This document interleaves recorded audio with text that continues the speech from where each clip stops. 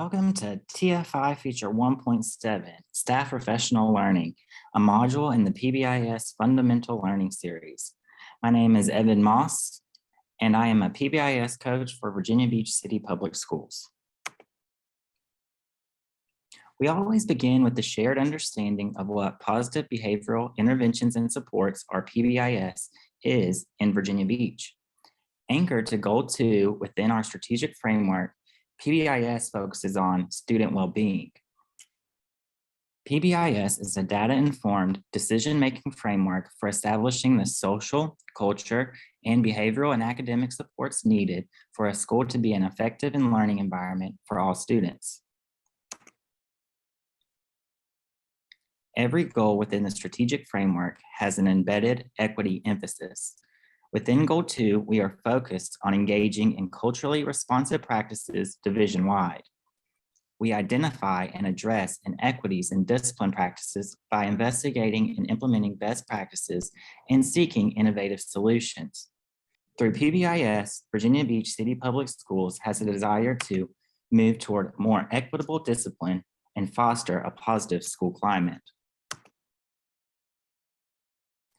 Through the use of a tiered framework, PBIS provides support for all at the Tier 1 level, some at the Tier 2 level, and a few at the Tier 3 level. Tier 1 involves several core components or supports.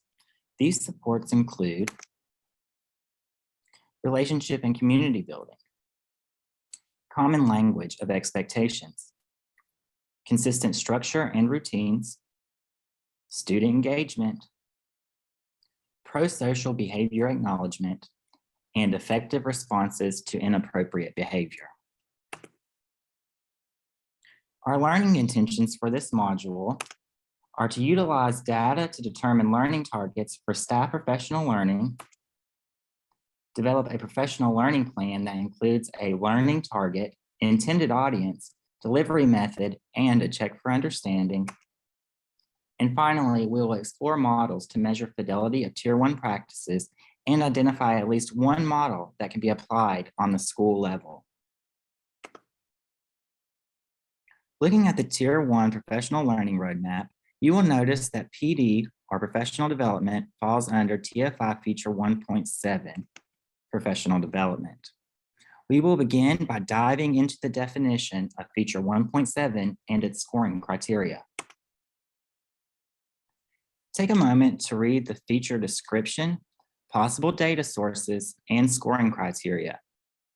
Notice that in order to receive a score of a 2 on the TFI, faculty and staff must be trained on the 4 core Tier 1 PBIS practices, teaching school-wide expectations, acknowledging appropriate behavior, providing error correction, and asking for assistance.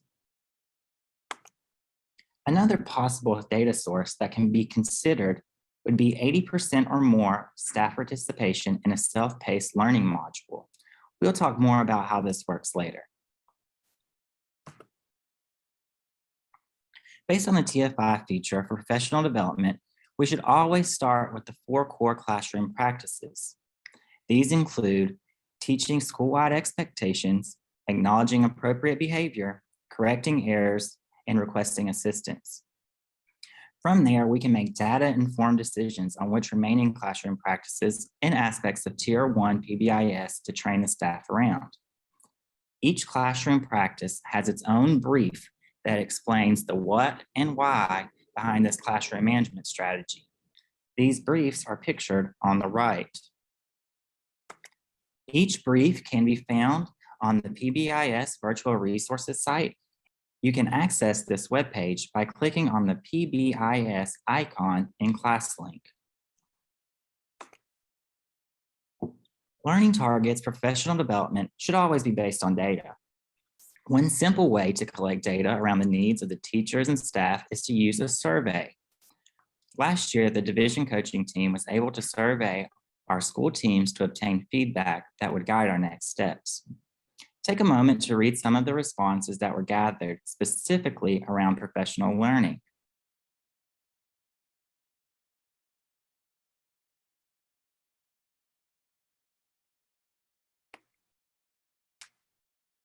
In response to the data we collected, the PBIS coaching team has developed a professional learning template that schools can use to intentionally plan PBIS professional learning for staff. A copy of this document can be found on the module's resource section. Key features included in the template include a learning target, an intended audience, a format and time, and a check for understanding. As mentioned in the TFI, a written process is used for orienting all faculty and staff on the 4 core Tier 1 PBIS practices and all aspects of PBIS. In conjunction with the professional learning calendar, this template, once learning has been delivered, would be considered a formal written process. Another data source that can be used to develop our learning targets would be the Tier 1 TFI, or Tiered Fidelity Inventory.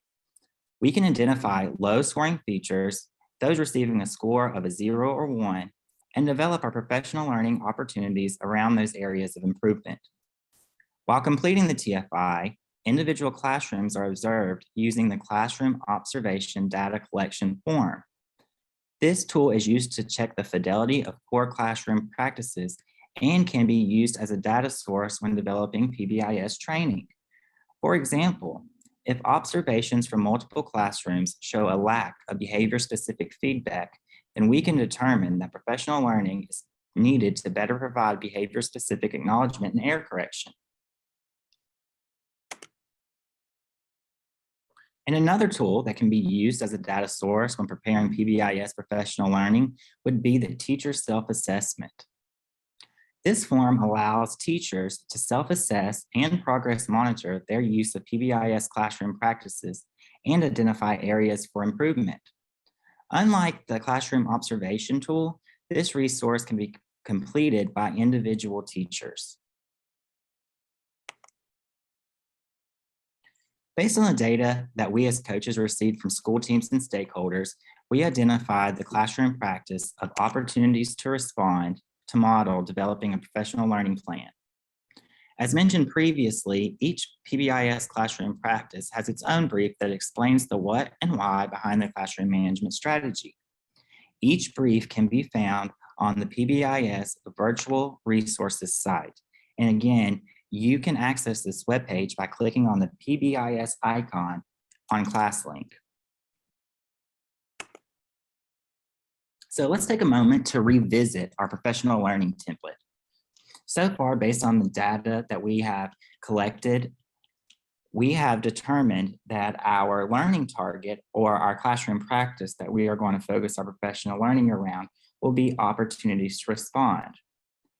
The explicit learning target states that we will explore ways in which students can engage with content and develop a plan to integrate more opportunities for students to respond during classroom instruction.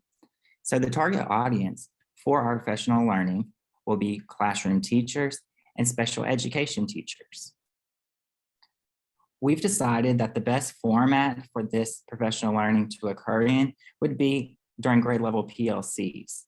And the professional learning, we've estimated that it will take about 20 minutes to complete with a follow-up included. We're only planning for one session, but if data later determines that we need additional learning, we can plan for that in the future. So when we think about the delivery of our professional learning, or which staff members will lead it along with the PBIS team, for this professional learning model, we've decided that our math specialist, our counselor, and then PBIS grade level representatives for the team will lead this training. So what is the content of the professional learning session? First, we are going to provide an explanation of opportunities to respond, then model using those opportunities to respond while teaching a short math lesson. And then finally, we will plan for increasing opportunities to respond in the classroom. So what are opportunities to respond? Opportunities to respond are specific and instructionally deliberate invitations to individual students or groups of students to provide a verbal, written, or gestural response to a prompt. We use opportunities to respond to decrease disruptive behavior, increase on-task behavior, increase academic engagement, increase the rates of positive specific feedback, increase the number of correct responses, and limit student time for engaging in inappropriate behavior while increasing the efficient use of instructional time. Verbal responses, written responses, nonverbal gestures, and response cards are just a few of the ways that students can be provided with more opportunities to respond in the classroom. Opportunities to respond can occur individually, in unison, or a combination of the two. As you review the video clip, consider which opportunities that could be easily included in your daily instruction to increase the amount of student responses.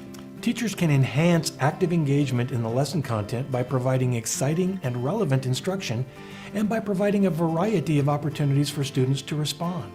These are sometimes referred to as opportunities to respond and include anything that makes the student think about and respond in some way related to the lesson content. Asking a group for a raised hand if they agree with a premise is a simple example of a group OTR.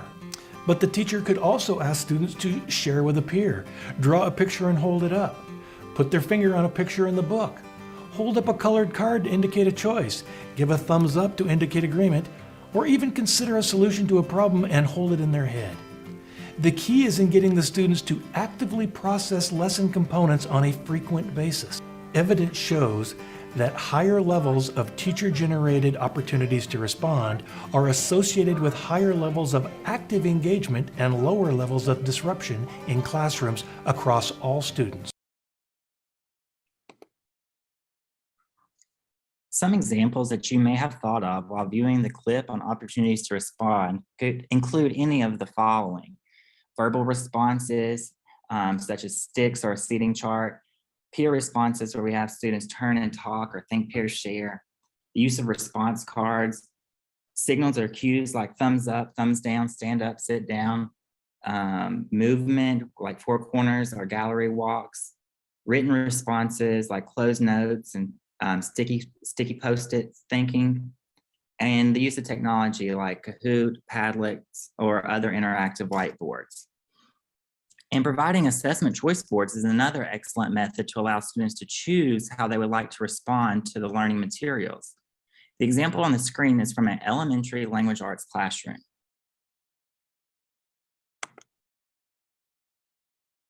We know that the best way for teachers to engage in any practice is by seeing its direct connection and integration with student learning.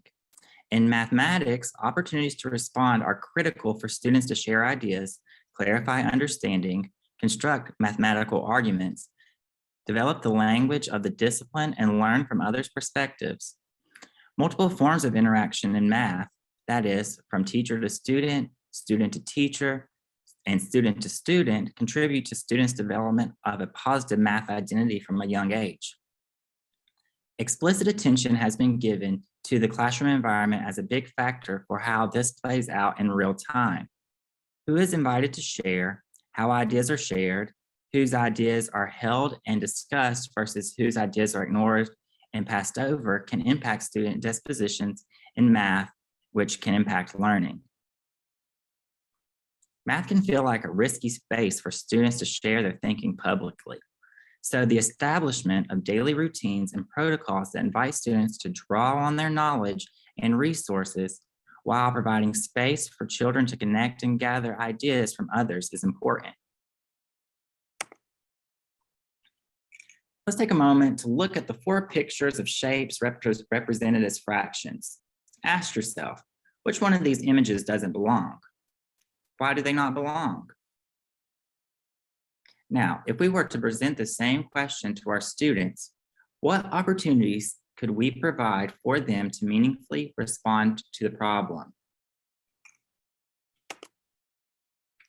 For example, in the face-to-face environment, we could have the students use 4 corners to show which image they believe does not belong.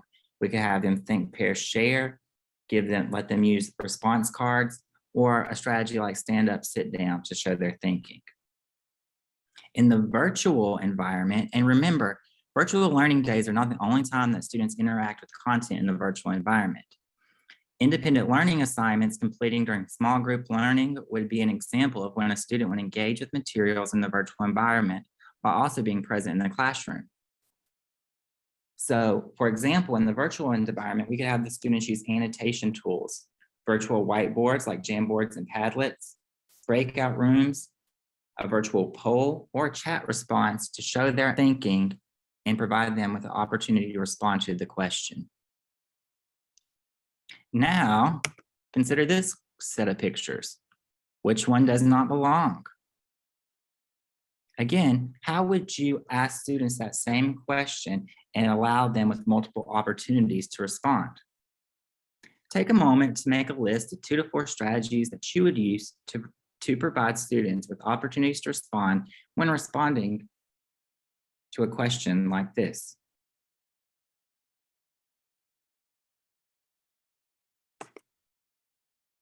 All right, let's do another one. Take a moment to review these 2 pictures. Which one would you rather have? The left or the right? Again, some ways that we can ask students to respond to a question like this and increase their mathematical thinking would be using something like face up, thumbs down in the face-to-face environment, a strategy like clock partners, or the opportunity to group share. And then again, in the virtual environment, we might use something like the reaction tool or a flip grid response where students can explain why they chose which image they chose. Now take a moment to make a list of 2 to 4 strategies that you could use with students when asking them the question on the screen about where they would rather spend money and why.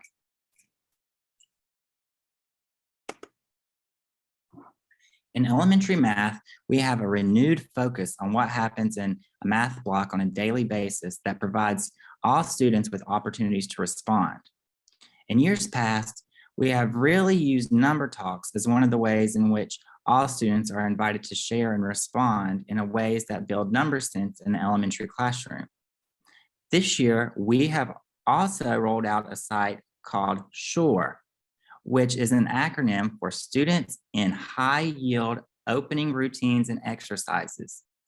This site is a collection of resources that have been curated and organized by math specialists into a toolkit of mathematically relevant opportunities for teachers to ensure that on a daily basis, students are developing number sense, fluency, and reasoning skills through personal introspection, as well as shared thinking and dialogue in cooperative situations. While these are great ways to open up a math block, elementary math classrooms should afford students opportunities to respond in various ways on a daily basis. The math coaches in your building are working through collaboration and in-class modeling strategies to engage students through response. So now let's revisit the last part of our professional learning template, which is our check for understanding. How will we know if our professional learning experience was successful, and how will we know if our learning targets were met for participants? For this example, we are going to use peer observations using the classroom observation tool, as well as the teacher self-assessment. The most simple tool that we could use would be with the teacher self-assessment. Though this resource doesn't allow teachers to focus deeply on individual practices, it does provide us with a way for teachers to self-assess and progress monitor their use of PBIS classroom practices as a whole. As you will notice, one of those practices is opportunities to respond, which helps us to check for understanding with the professional learning experience that we have just provided or modeled providing. Another tool that was mentioned earlier in this presentation, the Classroom Observation Collection tool, can be used to check the fidelity of classroom practices. This tool is used through a peer observation model. Utilizing it following professional learning experiences is ideal because it allows teachers and PBIS team members to measure the fidelity each classroom practice is being implemented. In turn, this data can help teams determine if the learning experience was successful or if additional learning opportunities are needed.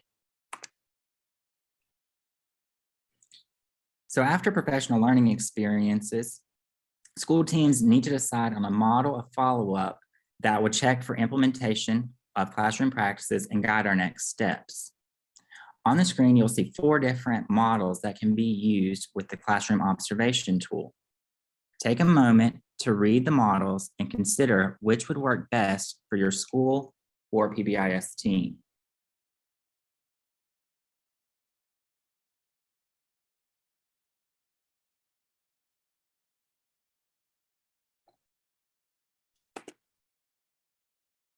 So how do we respond to individual teachers that need targeted assistance around classroom practices or additional support for an individual student? On the screen, and also linked in the webinar resource section, you will see an example of a request for assistance form. This form, or a similar form adapted by your school team, can be used by teachers to request additional support with Tier 1 PBIS classroom practices. It can also be used to request assistance with an individual student. When completing the form, it is asked that the teacher describe the behavior they are seeing, the interventions and supports that have already been put in place, and to identify specific classroom practices that they would like observed and provided feedback on. It also provides a space to list times that they would like to be observed. Similar questions are asked in a section about individual student support. Once complete, this form is shared with the PBIS team for problem solving. In addition to the request for assistance form, teachers may also request assistance through their PLCs, grade levels, or departments. Once support has been requested, PBIS team members can use the Learning Environment Reflection Form to support teachers during those meetings. This problem-solving worksheet allows teams to determine how to respond to behavior through a prevent, teach, and respond model. Ensuring stakeholder voice is involved in the establishment of the learning environment, PBIS teams and teachers can work collaboratively to develop a plan to address concerns. The PBIS Learning Series site is a great place to access professional learning opportunities for the staff. As mentioned, when reviewing the definition of this feature, we noticed that one data source for scoring the TFI is having more than 80% of our staff participate in a virtual learning module.